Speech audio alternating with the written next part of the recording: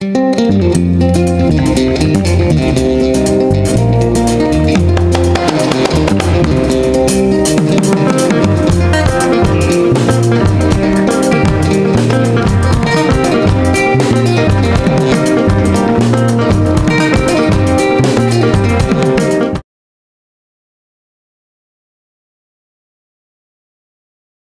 so the first thing that individuals will need to do is to go to 4hreports.com. And this is kind of the welcome screen that you see here in front of you, just some generic information, more of a welcome more than anything. But this is kind of the landing spot whenever they go to that URL. On the left-hand side are the different sections or pages that we've developed so far. The first one is the member login. Then there's instructions, instructional videos. I just added the frequently asked questions page the other day and starting to build some just some Q&A that I figured will come up, but there'll probably be some more that will come up as parents and kids get on and try out the system. And then the last link just takes you back to the main Texas 4-H website. And so one of the things that we're going to do is if they go to the Texas 4-H website and they're looking for this particular website, they'll just go to the record book page and it'll direct them back over here to this page here. So they won't have to go 10 different places to find the information, and that's something that Jody and I have really been dedicated to do is once we get all the material developed and kind of fleshed out, then everything pertaining to record books will be on this site, so that they don't have to go find categories on in the Clover and find something else on the website and a guide or something else on a publications page. It'll all be self-contained within this one site, so that should be a little more user-friendly that way. We'll kind of skip over to the instructions page first. And just right now, there's just some generic instructions on how to get started that you can see here on the screen. Down at the bottom, and I probably just need to make this a little more prominent, is an instructions guide that I've developed. It's in a PDF format, so all you got to do is click on it, download it, and you're good to go. But there are some screen captures in there, so it kind of walks you through what the different screens would look like. So if you're having any problems logging in, you can kind of follow those instructions step by step.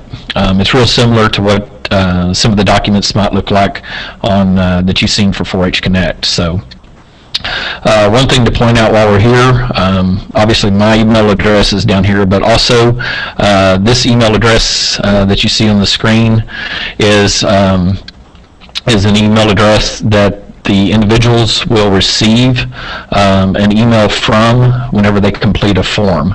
And I'll talk about that here in just a moment, but just so that y'all are aware that it's not necessarily spam or anything if you're getting some of these emails, if you're trying out the system. So you may want to save it as a safe email address because it is coming from our system. Instructional videos, like Jody had mentioned earlier, I've gone ahead and started creating a few just real simple videos, just a welcome and introduction about the system, creating a profile, how to do that, navigating the member menu, which we'll all do here in just a minute, and then completing and editing forms. And then later on, as we go, we'll continue to add more topics as needed. But one thing that individuals need to know is that they probably need to have the Windows Media Player installed in order to be able to view the videos. So it should open up within a screen very similar to this one.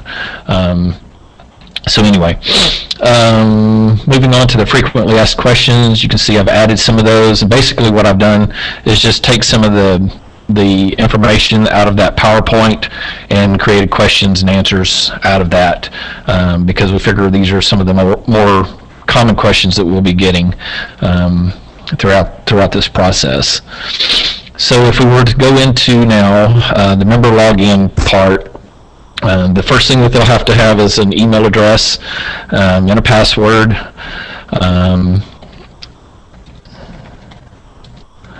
And so the very first time that they log in, they put in an email address and they select a password, whatever they want it to be, and then they simply click on, I need to set up a profile. They click on login, and that in itself right there has basically created a profile for them. That's all they need to do to create a profile. It's not as extensive as what you have to do in 4-H Connect, where you have to build in addresses and phone numbers and all that stuff. Basically, it's just an email address and a password. So once they do that, they click on this, they click on login. It'll take them right back to this login screen, where they'll again put in their email address and password, but this time they'll select I have a profile. So then once they do that, then they can log in and proceed from there. I would recommend that it is a valid email address, simply for the fact if they've lost their password, one can be emailed to them. If they clicked on that other button that says I forgot my password, then the system will email them their password to the address that they set up using their profile.